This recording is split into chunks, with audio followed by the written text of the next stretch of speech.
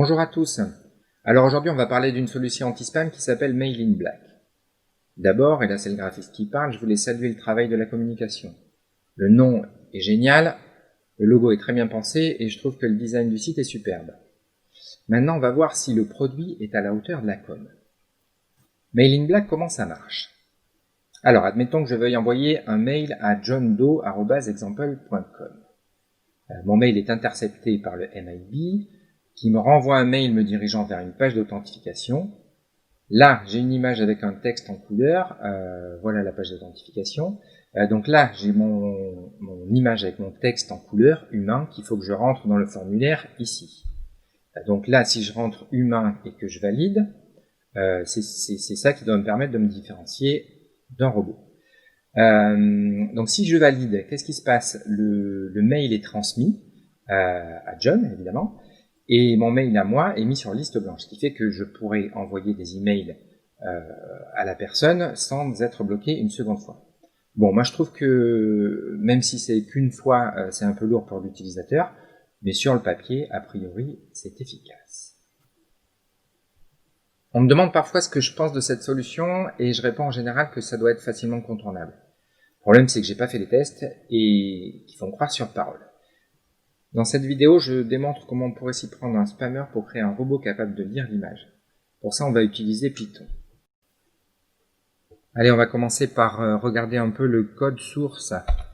Alors, nous, ce qui nous intéresse ici, c'est plutôt l'image.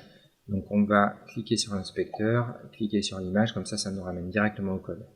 Alors là, ce qu'on peut voir, c'est que l'image, elle doit être générée automatiquement, parce que là j'ai une image encodée en base 64, donc ça doit être automatique. Il y a un petit programme qui gère tout ça. Donc nous, le plus dur là, ça va être de récupérer cette image-là et de lire le mot en couleur. Donc là, on peut voir que l'image est dans un div qui a pour classe image.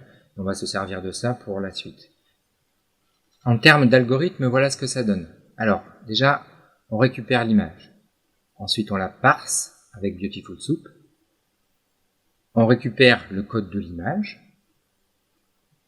On décode et on enregistre la nouvelle image. Ensuite, on lit l'image et on lui met un masque teinte saturation pour récupérer que ce qui est en couleur. On enregistre cette nouvelle image dans un fichier qui s'appelle word.png. Cette nouvelle image, on va la lire cette fois avec PyTesseract, qui est un OCR, donc c'est un outil qui sert à reconnaître du texte dans une image. On lit le texte et puis on imprime le texte. Voilà. Une fois arrivé là, normalement ce qu'il faudra faire, c'est remplir le formulaire et valider le formulaire. C'était pas le propos de cette vidéo, donc je m'arrête là pour aujourd'hui. Bon, mais maintenant il n'y a plus qu'à regarder ce que ça donne. On va aller sur mon deuxième écran. Alors là, du coup, si je tape mon script, donc, Python 3 script.py, je lance mon script. Alors on va voir ce qui se passe. Donc déjà, il me génère la première image CAPTCHA. Donc là, on est bien arrivé à récupérer l'image sur la page HTML. Ensuite, il me génère l'image word.png. Donc là, c'est bien mon image où on a extrait juste à l'aide de mon masque ce qui était en couleur.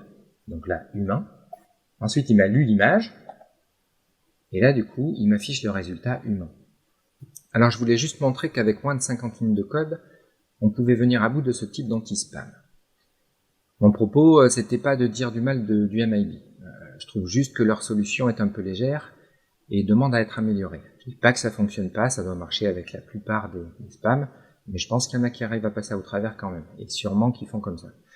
Alors comment on fait pour améliorer ça? On pourrait peut-être faire choisir une image dans une image, cliquer sur les carrés là, par exemple les feux à la manière de Google Captcha, ils font ça très bien.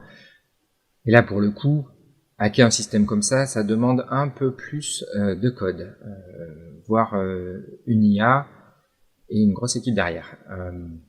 Voilà, ben, je voulais vous remercier d'avoir regardé cette vidéo. S'il y a des questions, n'hésitez pas à mettre des commentaires. Tout le code est disponible sur GitHub. Voilà, à cette adresse-là. Je vous la mets en lien dans le site. Merci d'avoir regardé cette vidéo et à bientôt.